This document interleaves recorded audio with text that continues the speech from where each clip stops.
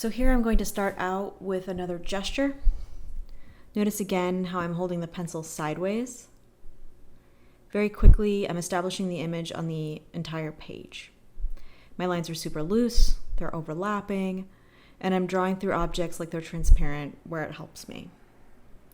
I'll also give myself a line of symmetry in some places and quickly cite angles and determine if this is a composition that I want to continue with. The gesture can be used as a warm-up, but also as a low-pressure way to explore a composition.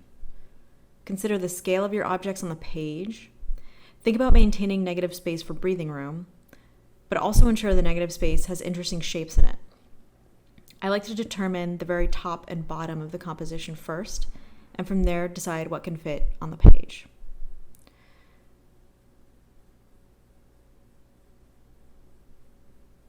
So here we go again.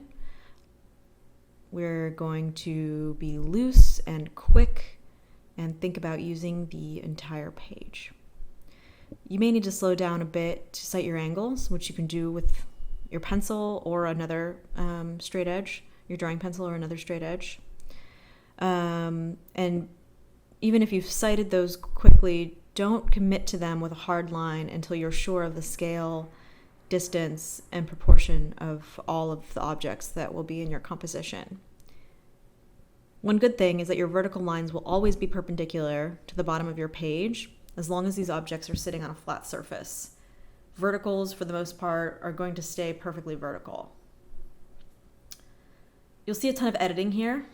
I want you to consider your drawings as documents in a constant state of edit until you stop and step away from it.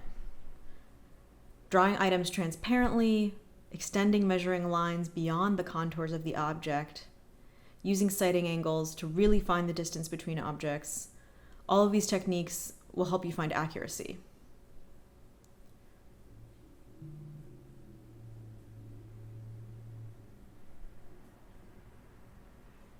Try not to get too stuck in small detail before really feeling good about your entire composition. You can come back in with a straight edge to clean up some of these longer straight lines. If you'd like, go ahead and extend a lot of those measuring lines and straight lines out beyond the contours of the objects. Organizational drawing is a lot about creating this kind of grid of angles and negative space shapes to help with accuracy. You can see how many times I've drawn the same line over and over again.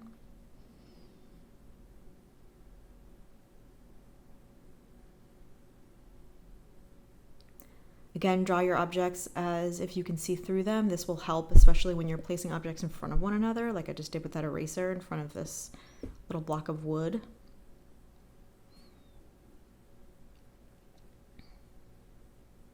See how I extend those lines beyond the contour of the object.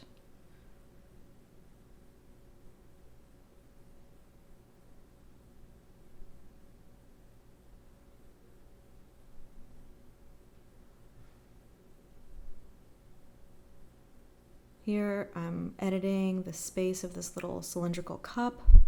It was too large and too low, giving myself a line of symmetry, measuring my ellipse.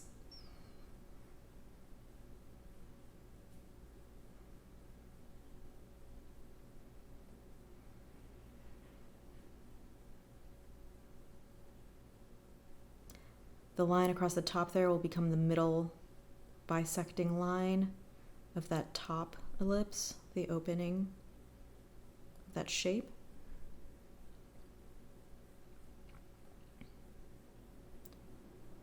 And then I'm going to spend a decent amount of time really trying to mirror that top shape to that bottom shape, or vice versa, whichever one you feel best about. And also making sure that the edges of my ellipse do not look pointy like a football.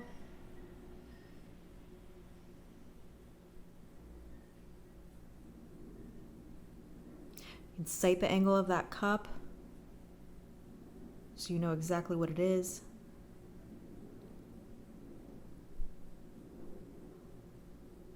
Another little edit here. take a look at the distance between sort of the bottom edge of that cup and the edge of your surface. You want to be looking at negative space just as much as positive space.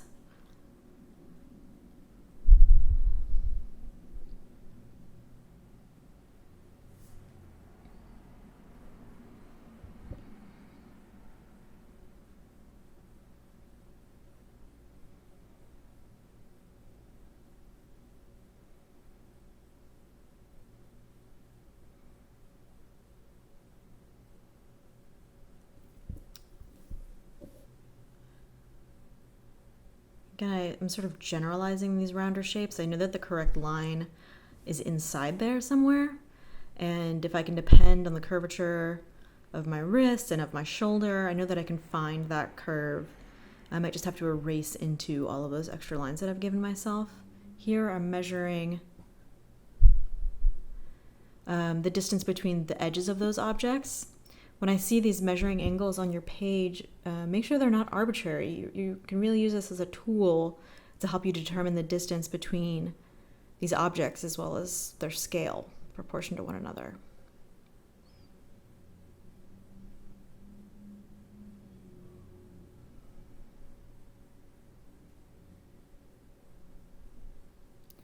This little cylindrical object I'm drawing is imperfect and has a little dip in it, but I'm going to start with it as if it is perfect, a perfect oval, make everything symmetrical, and then come in and adapt the shape.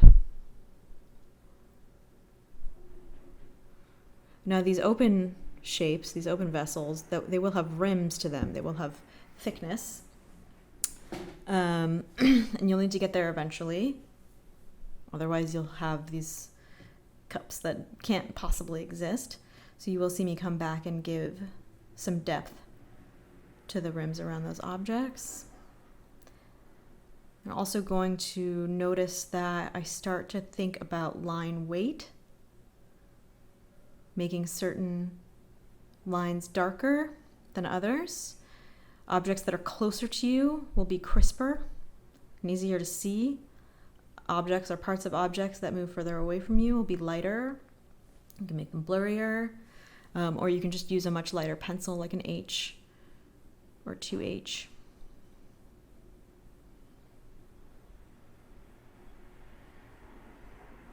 You can think about deepening your line weight where objects overlap with one another at the fronts of ellipses as they're coming towards you. Think about them sort of minimizing their line weight as they move away from you. And all of these changes are going to be subtle. If you make them too extreme, it won't look realistic.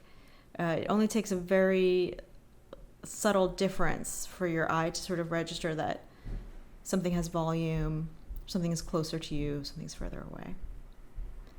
You can also think about areas that have a lot of weight, the bottoms of objects, perhaps those are darker.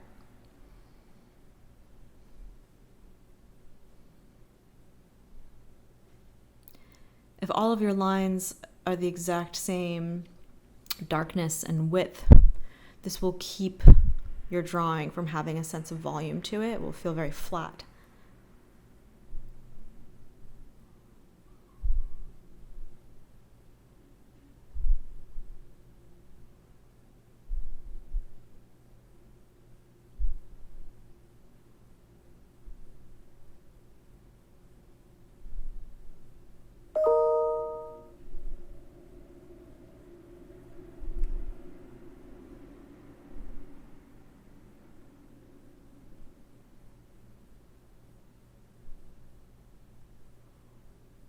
You can see I'm a bit of a perfectionist.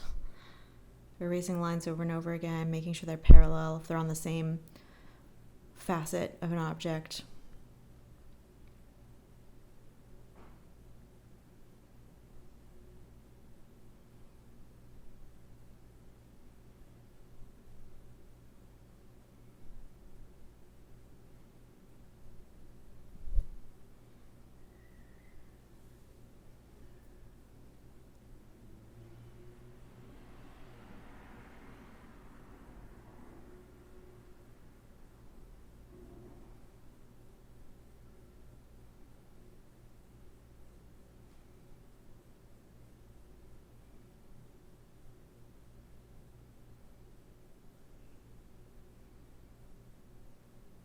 coming in, crisping up that corner, bringing it closer to you visually by making those lines a little bit darker. Doing the same thing at the bottom of this cup here.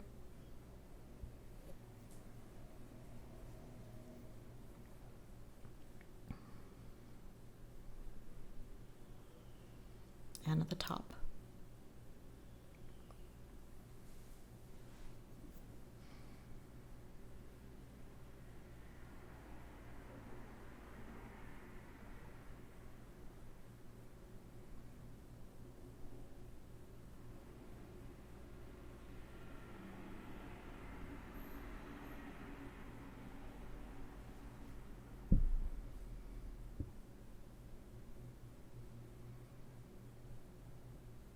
Also a great idea to keep your pencil sharpened. For obvious reasons, it gives you more control.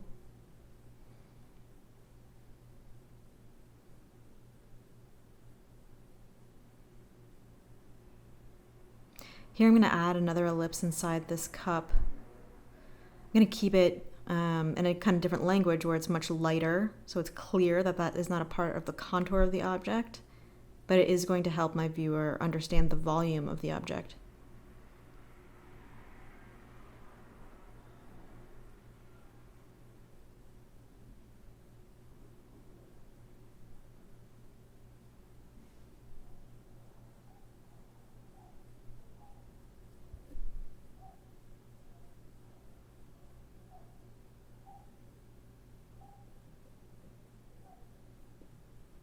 And here we go, adding some depth to the top rim of this little bowl.